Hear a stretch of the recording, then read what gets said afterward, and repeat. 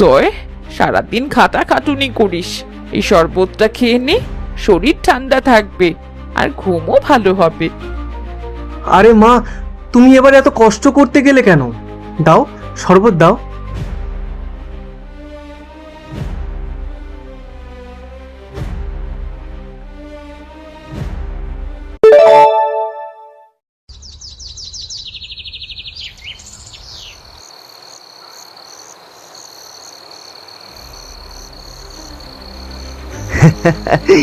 জয়দের এই লাউ গাছ তো লাউ গাছ নয়, যেন স্বর্গের দান। এই গাছের মতো লাউ আর কোথাও হয় না। একটা লাউ বেচলে 1 মাসের খোরাকি। জয় বেটা তো লাউ বেশি দামে বিক্রি করে, আমি বিক্রি করব কম দামে। আজ রাতে সব চুরি করে নেব।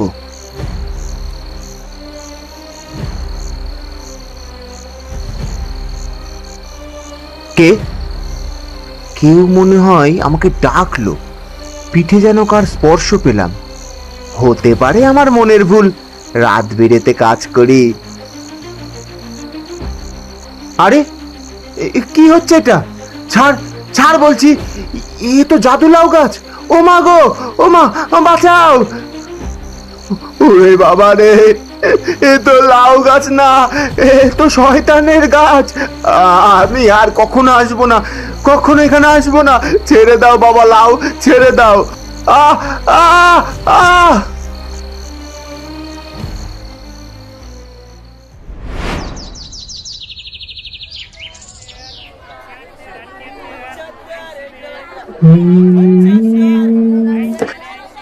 কটা লাউ কেটে এনেছি, দেখি আজ কেমন দাম পাই। আরে এই জয়, এই এদিকে আয় দেখি একবার। এই দেখি, এই তোর লাউগুলো দেখি। হ্যাঁ, বেশ ভালোই তো মনে হচ্ছে। হুজুর, এই লাউগুলো একদম তাজা, কিছুক্ষণ আগেই গাছ থেকে কেটেছি, কেটেই সোজা বাজারে নিয়ে চলে এসেছি। আচ্ছা, দামটা ঠিক মতো বল, নিয়ে যাই তাহলে। এই বড় বউ লাউ দিয়ে কি একটা মিষ্টি বানাবে বলেছে, অনেক লাউ দরকার। দাম বাজারে যা আছে তাই, দামটা ঠিক মতো দিন, আপনার কাছ থেকে তো আর বাড়তি লাভ করব না। কিন্তু বাজারে তো দাম আর 4টে লাউ 50 টাকা। দিয়ে দে, তুই আর কথা বাড়াস না। কি বলছেন মোড়ল হুজুর, 4টা লাউয়ের দাম কমপক্ষে 200 টাকা হওয়া উচিত। আমার মায়ের কোমরটা ব্যথা, ওষুধ কিনতে হবে, আমি সৎভাবে ব্যবসা করি, দয়া করে। যা যা, নেবো না তোর লাউ। বাজারে কি লাউয়ের অভাব আছে নাকি? আরে তাকিয়ে দেখ একবার, একসঙ্গে তোর সমস্ত লাউ বিক্রি হয়ে যাচ্ছে, সেদিকে তোর নজর নেই নাকি? গরিবের ছেলে হয়ে বড় বড় কথা। কিন্তু মোড়ল হুজুর। বলি, আমি না কিনলে তোর লাউ কেউ নেবে না, বুঝলি? আচ্ছা ঠিক আছে মোড়ল হুজুর। হে, আরে হাটে এসেছি অথচ ভুল করে টাকাই আনিনি। যাকগে, তুই লাউগুলো দিয়ে দে, আমি পরে টাকা পাঠিয়ে দেবো কোন, কেমন? জি আচ্ছা মোড়ল হুজুর।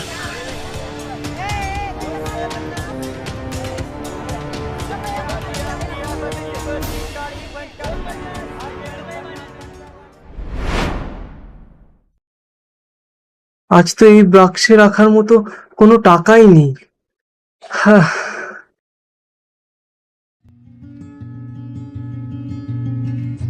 এ কি অবাক কাণ্ড, আজকে লাউয়ের বিক্রির টাকা। মা, ও মা, মা দেখে যাও, মা। কিরে, কি হলো? এমন ষাঁড়ের মতো চেঁচাচ্ছিস কেন? আমার তরকারি পুড়ে যাচ্ছে। ও কি, টাকার বাক্সটা অমন হাট করে খুলে রেখেছিস কেন? তোর কাণ্ড কারখানা আমি কিছুই বুঝি না। আরে মা, আগে মজার কাহিনী শোনো। মোড়লের কাছে 4টে লাউ বিক্রি করেছিলাম, হলো 50 টাকা। কি বললি? 4টে লাউ মাত্র 50 টাকায় বিক্রি করেছিস? বলি, লাউ কি আমাদের চাষ করতে হয়নি? আকাশ থেকে কি টপাস করে পড়েছে? আরে মা শোনো, আগে রাখছো কেন? মোড়ল আমাকে সেই টাকাও দেয়নি। কি, মোড়ল 1 টাকাও তোকে দেয়নি? না, বলেছে পরে দেবে, কিন্তু এখানে তো পুরো 200 টাকাই রাখা আছে। কে কে দিয়ে গেল? কি বলছিস বাবা, এ তো অলৌকিক। সৃষ্টিকর্তাই নিশ্চয়ই আমাদের সাহায্য করেছেন। উম, মা, আমার মনে হয় লাউগুলো জাদুর লাউ।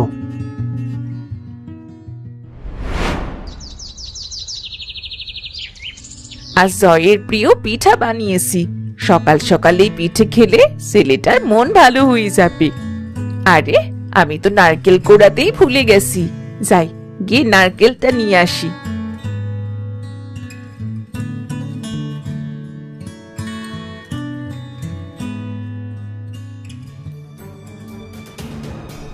এ কি, এসব পিঠে কে খেয়ে গেল? এ বাড়িতে ভূত প্রেত ঢুকেছে নাকি? এসব কি হচ্ছে?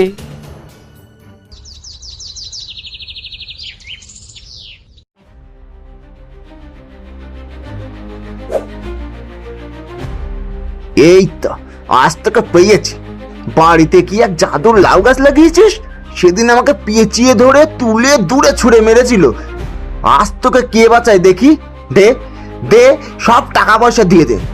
আজ তোকে ছাড়বো না। ছেড়ে দাও, ছেড়ে দাও আমাকে। আমার টাকাগুলো নিও না, দয়া করো। ওই টাকাগুলো আমার মায়ের ওষুধের। ছেড়ে দাও। কিসের দয়া? তোদের দয়া করলে আমার চলবে কি করে শুনি? আহ, এ কে রে? আহ আহ আহ, কে মারছে? কে আছে এখানে? ছাড়ো, আমায় বাঁচাও। আমায় মেরে ফেলবে। আহ আহ, বাঁচাও, বাঁচাও।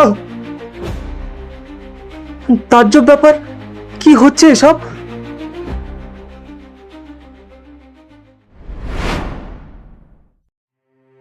কি হয়েছে মা? এভাবে হতভম্বের মতো তুমি বসে আছো কেন? কি যে হচ্ছে বাড়িতে কিছুই বুঝতে পারছি না। তোর জন্যে ফুলঝুরি পিঠে বানিয়েছিলাম, আর নারকেল আনতে বেরিয়েছি, এসে দেখি সব পিঠে গায়েব। কাকিমা, তুমি না কচু শাক চেয়েছিলে? এই যে নাও। হো, আমি তো ভুলেই গিয়েছিলাম। তোকে অনেক ধন্যবাদ মা।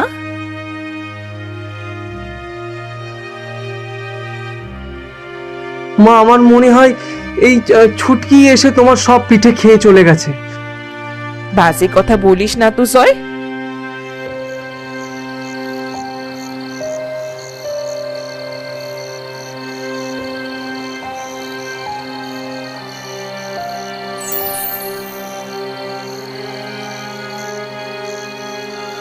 আরে, ওই তো পিঠেগুলো রাখা আছে।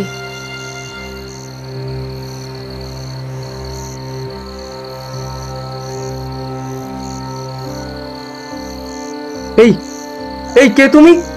তুমি আমার ঘরে কিভাবে ঢুকলে? কোথায় যাচ্ছ?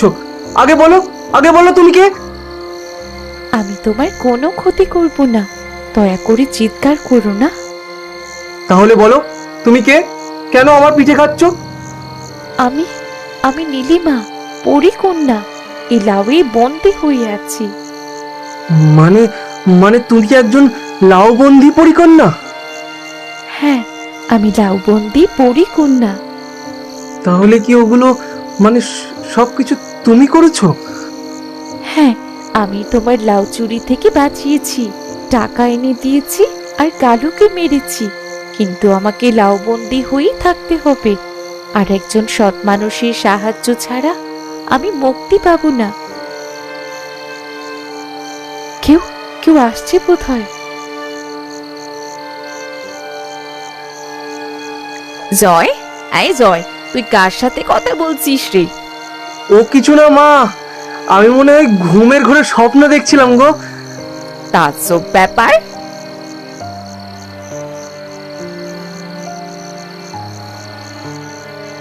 পরিকন্যা, পরিকন্যা তুমি আছো?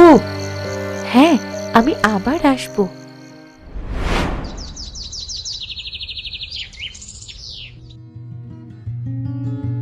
যাই, এই লাউটা রত্নার কাছে বেশি আসি, বেশি দাম পাবো। মা মা মা, না না না না না, ওটা বিক্রি করো না।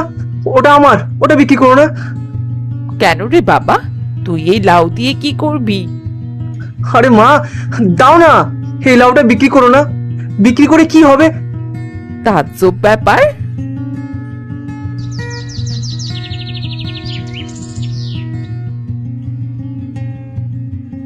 হে কি জয়, তুই রান্নাঘরে? আবার দেখি পিঠেও বানাচ্ছিস। তোর মতি গতি তো আমি কিছুই বুঝতে পারছি না রে। আরে মা, তুমি আর কত কষ্ট করবে বলো তো, এখন আমিও কিছু শিখি না। এই নাও, পিঠেটা খেয়ে দেখো তো কেমন হয়েছে। ভালো হয়েছে না বলো? বাকি পিঠেগুলো আমি ঘরে বসে আরাম করে খাবো। কিছু ঝামেলা তো নিশ্চয়ই আছে। জয় আমার কাছ থেকে কিছু একটা লুকোচ্ছে। এবার তোমার গল্প বলো, তুমি কি করে এই লাউয়ে বন্দি হলে? বেশ তো, শোনো তাহলে। আমি পরী রাজার মেয়ে। আমাদের দেশে খুব সুন্দর একটা রূপোর ফোয়ারা আছে। একদিন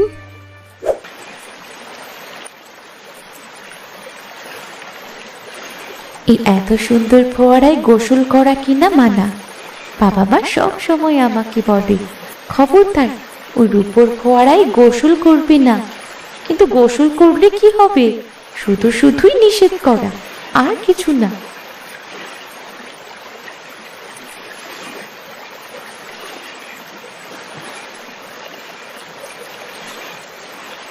কি সুন্দর পানি! আজ আমি মনের স্বাদ মিটিয়ে গোসল করব। এইটা এইটা কি হচ্ছে?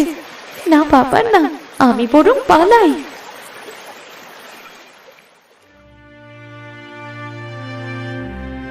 পরিকন্যা নীলিমা, তুমি কি রূপোর ফোয়ারায় নেমেছিলে? না, ইয়ে মানে সত্যি করে বলো। হ্যাঁ, নেমেছিলাম। তাতে কি হয়েছে? তোমার পায়ের ছাপের দিকে তাকিয়ে দেখো। এ কি? এসব কি হচ্ছে? এর মানে ভয়ঙ্কর রাক্ষস গন্ধব তোমার খোঁজ পেয়ে গেছে। আমরা এই জন্যই পরীদেরকে সেই ফোয়ারায় গোসল করতে নিষেধ করি, কারণ ফোয়ারাটা গন্ধবের রাজ্যের একদম কাছে। তোমার একটা ভুলের জন্যই সে আমাদের খোঁজ পেয়ে যাবে। তোমার শরীরের নির্যাস দিয়ে সে আর তার মা পরী রাজ্যে পৌঁছে যাবে। সে পরীদের দাসী বানিয়ে তাসের রাজত্ব কায়েম করতে চায়। এখন তোমাকে লুকিয়ে রাখা ছাড়া আমাদের আর কোনো উপায় নেই। একবার তোমার খোঁজ পেয়ে গেলে সর্বনাশ হয়ে যাবে। হ্যাঁ, গন্ধব যদি তোমাকে বলি দিতে পারে তাহলে সে প্রচুর শক্তি পাবে।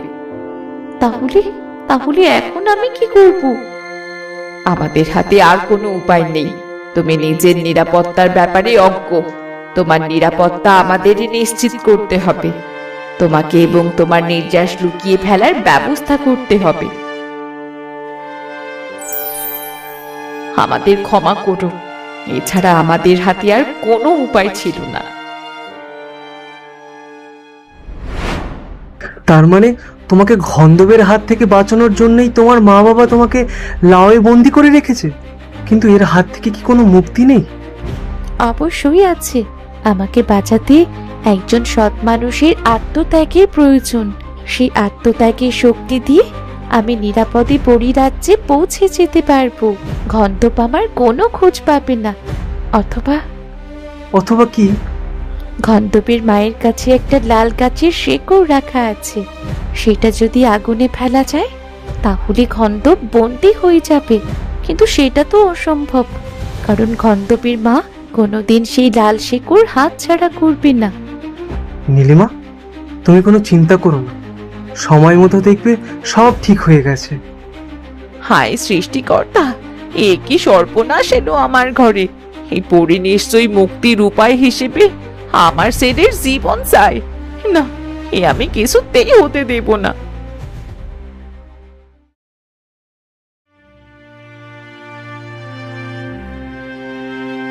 দিদি, ও দিদি, জয়, আরে কোথায় গেলে সবাই?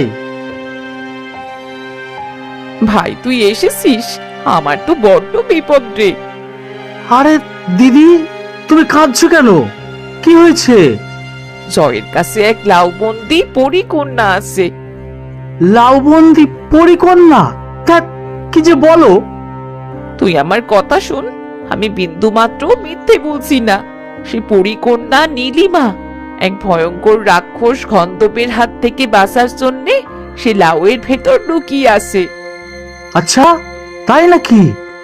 হ্যাঁ, তার মুক্তির জন্য একজন মানুষের আত্মত্যাগের প্রয়োজন।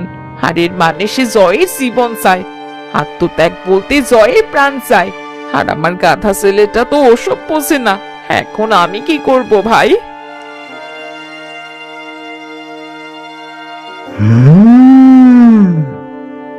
আমি তো তন্ত্রমন্ত্র জানি, যা বুঝতে পারছি ওই পরী সত্যিই জয়ের জীবন চায়।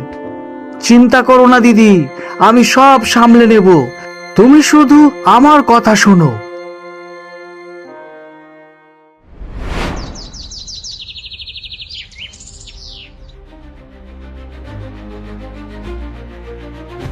জয়, সারাদিন খাটাখাটুনি করিস।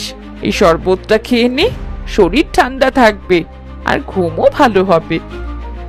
আরে মা, তুমি এবার এত কষ্ট করতে গেলে কেন? দাও, শরবত দাও।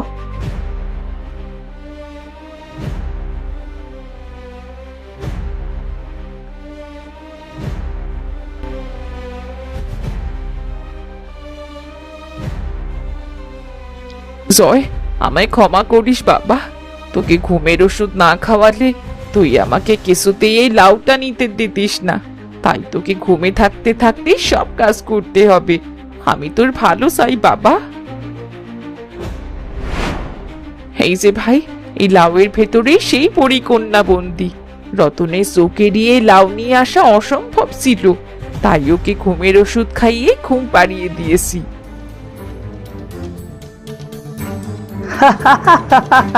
আচ্ছা, লাউটা এনে খুব ভালো করেছো দিদি। আমি যজ্ঞ করে পরীটাকে তাড়িয়ে দেব। দেখবে এবার সব ঠিক হয়ে যাবে। কাকিমা, এই যে তোমার চিঠি। নাও নাও, জলদি নাও, আমার অনেক কাজ। আমাকে আবার কে চিঠি লিখলো? প্রিয় দিদি, আমি অনেক দিন ধরেই অসুস্থ। গত কদিন যাবৎ বিছানা থেকে ওঠার শক্তিটাও পাচ্ছি না। তুমি আর জয় আমাকে একবার দেখতে এসো। এটি তোমার রতন। রতন কদিন যাবৎ অসুস্থ? তাহলে তাহলে তুই কে?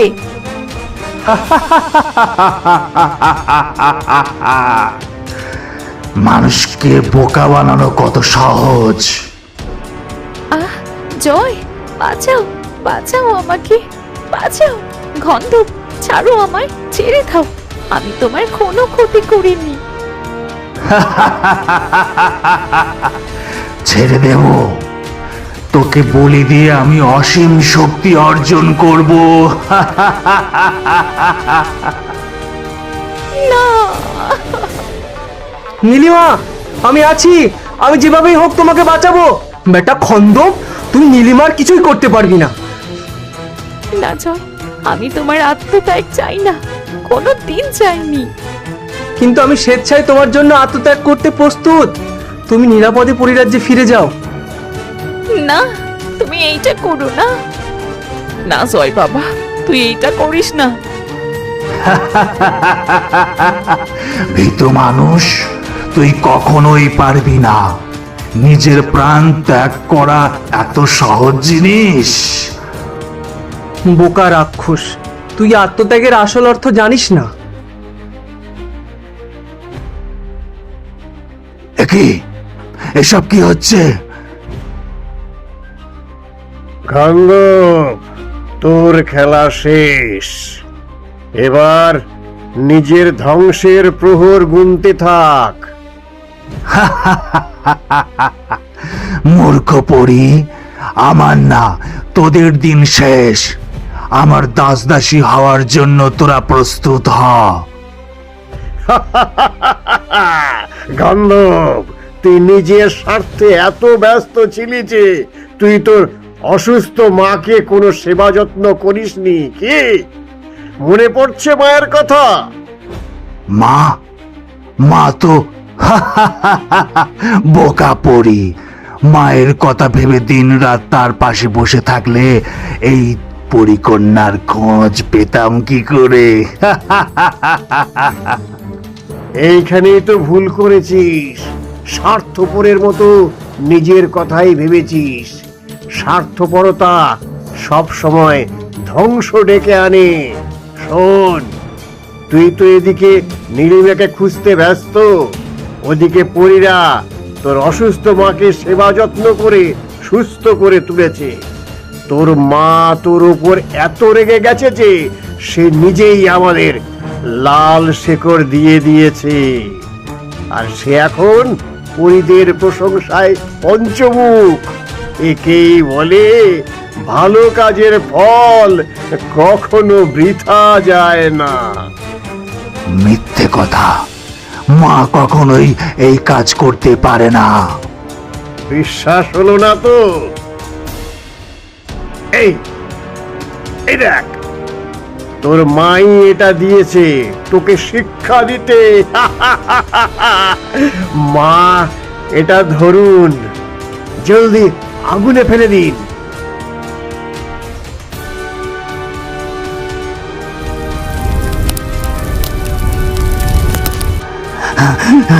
না না না না, কি হলো? আমি আমি আমি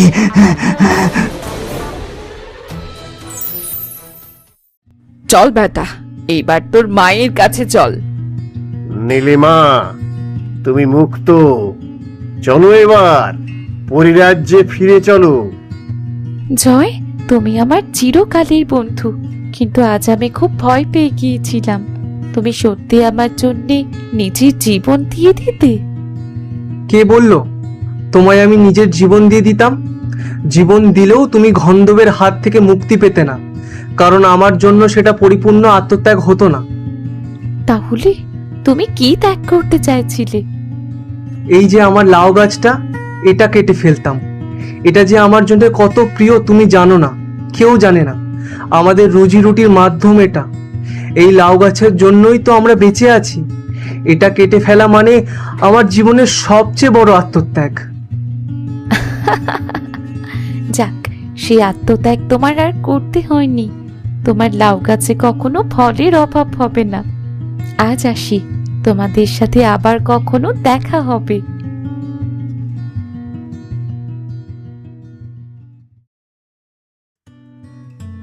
পরিকন্যা নীলিমা, এইটা তোমার শূন্যে। মা, মা তোমার কি ধারণা নীলিমাই পিঠে কি এখনো খায়? অবশ্যই খায়, সে আমাদের ভুলে যায়নি। আজ আমাদের কোনো কিছুর অভাব নেই। দেখতে পাচ্ছিস না, নিশ্চয়ই নীলিমা আমাদের সাহায্য করে। হ্যাঁ, তা তো বটেই। চলো মা, আমরা এখন যাই।